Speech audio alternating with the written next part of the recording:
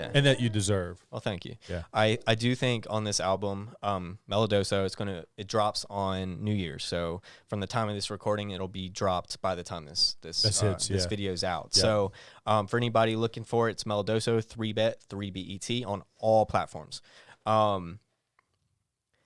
So in this album, I have a message to send. And so to give an idea, a lot of the stuff I rapped about in the past was a bit technical. It was about rhymes. It was about flow.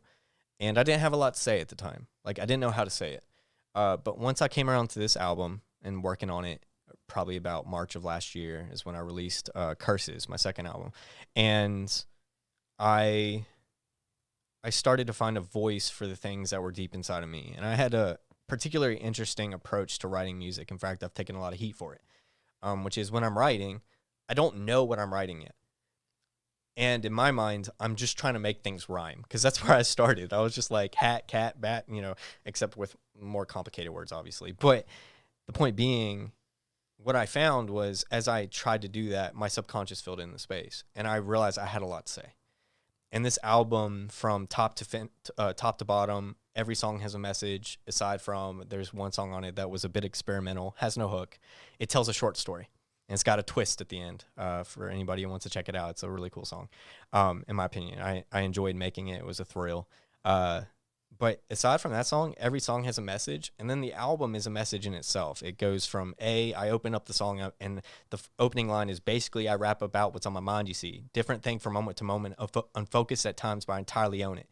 And the whole point is I'm saying, like, hey, look, I'm setting up this album. This is what I'm doing. I'm rapping about what's on my mind, and I'm a little unfocused. So the beats, if you listen to them, they're a little all over the place. I got one where I got a sax player playing the saxophone. That's a cool song. You haven't heard that one yet. I got one that I got a guitar in it. I got one that just has these robotic beep sounds. I have piano, of course, and just the kind of classic hip hop stuff too. I got one that has a banjo in it. So I'm a little all over the place, and I own it. And that's something that I feel like is in the message of the song or in the album. And I've had people tell me through some of these promo conversations, they're like, from a strategic standpoint, I had one guy, shout out to Lean, NL Team on Discord. He was giving me some advice, and he said, as an artist, I understand where you're coming from, but he said, if I was your label, I would tell you singles.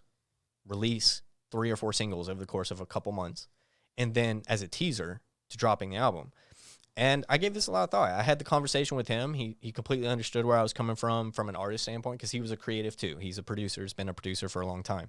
And also, I'm pretty sure he makes some of his own music. I apologize, Lean. I haven't heard anything, so I can't say that for sure. But the strategy of releasing those singles, what I came to find in my head, I had a gut about it, and then I just sat on it for 2 weeks, and I was like, there's a message in this album that's too important to take away for the simple fact of strategy. And this is kind of my philosophy of life to a certain extent, but also my philosophy in my art, which is staying true to myself, right? Staying true to what's in my heart, regardless of the outcome. So to me, what's more important to me for my music, and I know I can already see you wiggling in your seat. If you were my manager, you'd be yelling at me so hard. So the point being, though, is I'd rather my music get out to 100 people and change some lives and make no money off of it, right? Or even 1,000 people, right? Then it go out to 5 million. I make a living off of it, and it become just put to the side, go viral for a couple weeks, make $1 million, and then that's it. This is kind of my vision for my art, is to leave an impact, a lasting impact. I feel like some of the stuff I do, the intent behind it was to become timeless, really take in a message that's going to be timeless, or send out a message that's going to be timeless, send out instrumental that you can just rock to.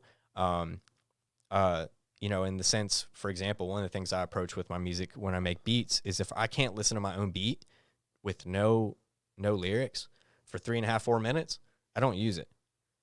So the beat itself already has to be entertaining enough on its own for 4 minutes for me to continue to work on something. Great art has layers, and I agree with that. To me, great art is something that you can listen to for the first time, catch something about it. Maybe it's the instrumental, maybe it's the way my voice sounds or something.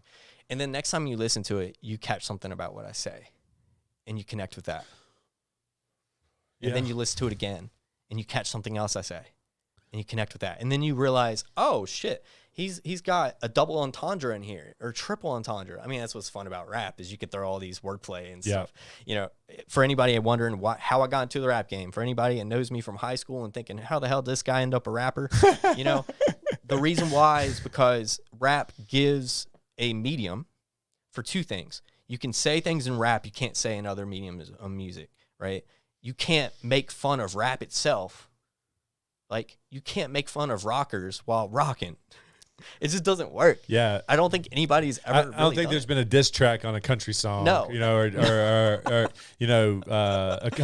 rock song dissing another rock band or anything like that. I can't think of a single one. And I love that about hip hop. You can kind of talk trash. You can talk trash. Yeah, I love some talking trash. And so for me, it gave me an avenue to talk some trash about. Like for example, I make fun of trap music and my song "Out There," and. Funny enough, I had a guy try to get me on a trap beat. Hip hop is the comedy. You can put a lot of comedy in hip hop. It's kind of comedy in the sense that like the comedians get to say anything, right? The comedians get to say anything. Yeah, I mean that's the part of comedy that I love is that you should be able. The stand-up comedian is like the version of freedom of speech that we all want. Yeah, we want the freedom of speech that comes with being a comedian. Right. So in that regard, that's how I settled into the rap game. Was interesting. That's I got to diss some things. I also, a lot of the stuff I've been through, and I think it would be actually an interesting topic to kind of talk through some of this stuff. A lot of the stuff I went through, I had a lot to say, and so like for example, I used to be very cryptic in my writing. I used to use a lot of symbolic messaging writing that was not easy to interpret on first listen, or second or third, or fourth for that matter. But I got more explicit, not explicit in cursing, but explicit in what I had to say. So it was a little bit more clear and straightforward as I progressed in my art. I still am cryptic on some songs and kind of lay some symbolic stuff too. But at the end of the day, what I found was, so when I would write rock music, it would be very symbolic, and I didn't really have a lot of space to